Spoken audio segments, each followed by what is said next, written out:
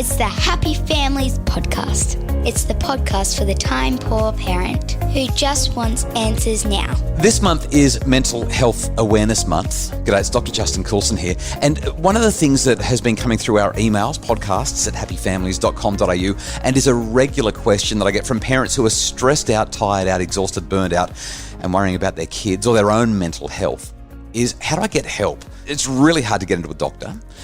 Getting into a psychologist is almost impossible. And even when you can get in, the costs are enormous. How do we get the help that we need?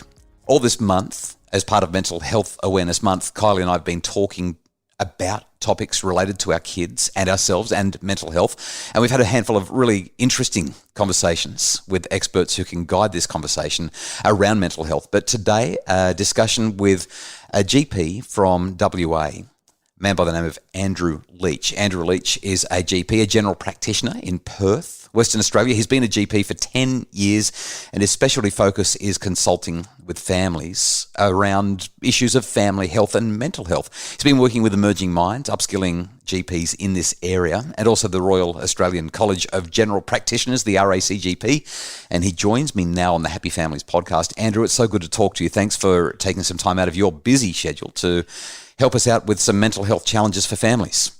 Thanks, Justin. It's great to be here and be part of this podcast series.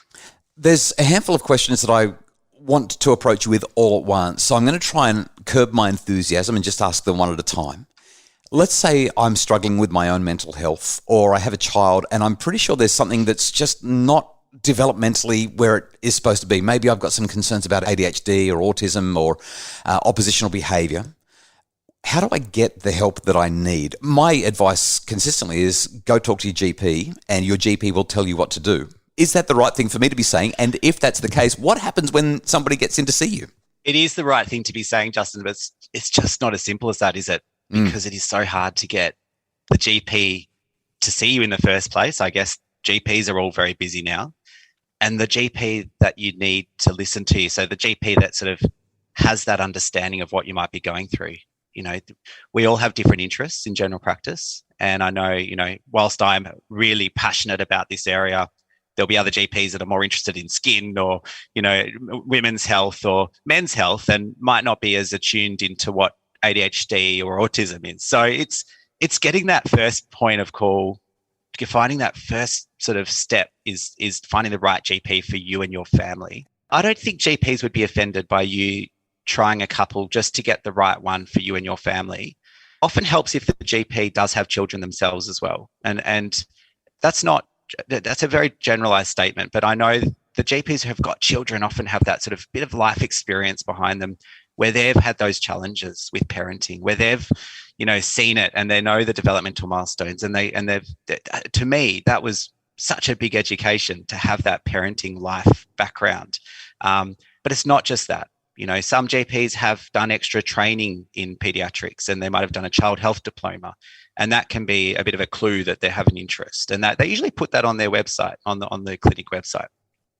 So it is challenging. It's not easy. And often the ones that are good at pediatrics or good at mental health are the busiest ones as well. They're the ones that are hard to get into because a lot of their consults are longer and they then sort of have a longer wait time to get in. But, that's the system that we have to deal with. What I always suggest to parents is write down your concerns. So do a little bit of background work before you come in. Write down what's going on for you. It's really good for parents to list the problems, send them into the doctor before you go in. And that way we have a bit of a heads up as to what might be going on. The parent then has an opportunity to outline their concerns without the child in front of them. So there might be things they really don't want to mention in front of the child. And we don't want the child to feel this is all about the problems that they're having. We want the child to feel there might be some challenges, and I'm very open with talking with children about some of the challenges, but some of these issues are, far more complex than what the child needs to know. So list the problems, send them in. That might prompt the GP to say, look, you need to come in earlier. The other thing with finding a GP is find the GP that likes to include the child in this process. I'm really big on training GPs to make sure the child is included. And that means they are the center of the consult. They are the patient. That's the reason that the parent is because of their child, the concerns about their child. So quite often I'll spend the first 10 minutes just talking to the child. And this is obviously age dependent, depends on how shy the child is when they come in. It might take a lot of rapport building. We often just talk about the fun stuff first, what they like, their interests, their school friends, their, what they play outside school. But it takes that extra effort for us. But it is worthwhile doing, is including the child, because then when you've opened up that rapport, you can delve into some of the deeper, more useful information. Quite often when we're just talking about those general things as well, like friendships, like school, we hear clues about what might be going on that are difficult for the child. I don't have any friends, or I don't like school. I hate school. That's a good clue for me. Why do you hate school? What's going on? What's going on at school that you hate about it? So it's just that chit chat, that early rapport, hearing a bit about the journey and listening. The GP who listens to the parent is such a good GP. It's just listening. It's the feedback I get is, all I wanted was just to let all this information out. Just to let it off my chest. I've really struggled for so long and not really been able to know who to talk to. So as you're answering that question and sharing those ideas, I'm imagining a lot of parents are going, yeah, my GP's never done anything like that. Let me ask you a provocative question around this topic, Andrew. I would imagine that from time to time, maybe even frequently, as you're talking with the parent, talking with the child, trying to understand really what's at the heart of the challenge, you might discover that the child would probably be doing better if there was more effective parenting happening. That is, the child probably doesn't have autism, probably doesn't have ADHD, probably isn't dealing with anything that's diagnosable. What we're really dealing with is a parenting issue. How do you communicate that with a parent in a way that makes them responsive and receptive to you actually continuing to work with them and guide them? First of all, holding no judgment and letting parents know there is no perfect way to parent, and that we all make mistakes. And I love normalizing it. In fact, I love bringing in some of my own examples of when I've had a difficult moment with my daughter, how I sometimes get overwhelmed and how I sometimes snap and react. And it's human. It can be very intense at home sometimes. It can be emotional. And I think just normalizing and also letting parents know, I'm seeing this every day. I'm seeing parents who are struggling and having those moments of despair on a daily basis. You are not alone. And then also, I like to ask in sort of a general way, how do you react when your daughter or child is screaming, angry, agitated, melting down in the shops or at home or at school? How do you react? I just want to know what sort of way you deal with that. And that then helps me to understand, is that a effective method, or can we work on trying some other strategies? Now, GPs are not typically trained in parenting, psychology, that sort of CBT, cognitive behavioral therapy, but I think we can offer some pearls and little tips. And I think we're pretty good at picking up when things aren't going well. And that's the other thing, is we often know the whole family. So we often then see dad, or we see mum, or we see the siblings, the grandparents even, and we get to know that whole family unit, which is really helpful, because we know if mum has some mental health challenges, and we know if dad's really struggling with his emotions, or he's working away a lot, and the challenges that brings. So we can then start to help the family as a whole and follow them up over time. Andrew, when you sit down with a parent, you discover that there is definitely some additional assistance and support required. What's the process? So let's say we're talking to a family and you think, yeah, this kid definitely needs to have some diagnostics carried out, or this parent needs a level of support for their own mental health issues, or just their parenting challenges. What happens then? Because most parents will say, I can't afford $180 or $220 every fortnight to go and see the psychologist. And the reality is sometimes psychology work takes a while. I mean, this can be a really expensive exercise. How do you guide a parent to the support that they need? What's the mental health plan process? Yeah, so it is costly and it is time consuming. I would say that if the GP is concerned about a diagnosis, to ask them to help you do a mental health care plan. That does provide some funding. There are GPs out there, and I understand this, that might be hesitant to do a mental health care plan on a child because they're not certain about the diagnosis, or they think there might not be a diagnosis. But just keep explaining that the challenges are ongoing. And as I said early, find the GP that will help you with this process, because it can be done, and it should be done if you need that sort of also financial support. But the other great thing about the mental health care plan is it provides that link then to the psychologist. It can also be used for an OT with a mental health background, or a social worker. A lot of GPs don't know that.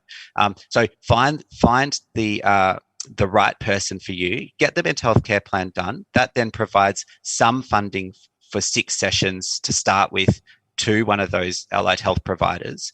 It can then be extended to 10. It doesn't cover the entire cost, as you said, Justin. Some psychologists will charge $220, $250. It might mean that you have to do some research on more affordable psychologists, and they are out there. There are a few, but they're often busier. But the mental health care plan is a good starting point. Once we've got that link, then I often get feedback from the psychologist about how things are going, and we get a letter back, and we can then open that communication and keep working on and refining if there is a diagnosis, if there is a neurodevelopmental disorder going on as well, that we might be starting to think about referring on to a pediatrician. Andrew, when I listen to this process, it all sounds seamless, it all makes sense, but we know that life's kind of messy. We know that it's really hard to get into a GP, let alone quote unquote the right one. Then you get these 6 visits to a psychologist. But one thing that we know from research is that the therapeutic alliance, that is the relationship between the psychologist and the client, is one of the biggest indicators of how well that client works through, manages, and even recovers when we're talking about their mental health challenges, those difficulties that they're experiencing.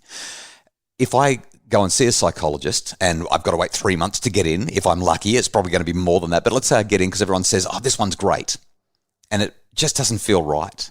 Am I now down to 5 with the next psychologist, or does it revert to 6 so that I can try again? You're down to 5.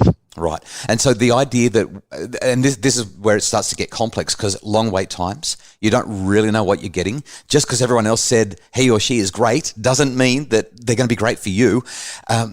What safety nets, what support, what other advice can you offer when a parent tries maybe 2 or even 3 psychologists to get the right relationship, the right alliance, to get the right opportunities for progress? How do they get there? It's a really great question, Justin. The challenge there is you are using up the sessions on the mental health plan for each psychologist that you visit. It's not uncommon for parents to find the first one's not the right one. And I tell them no one's offended by that it's okay to say, look, we're just not clicking, or this psychologist just doesn't have the interest area that we were seeking. It's so hard to know after like an hour-long visit as well. It's so hard to know.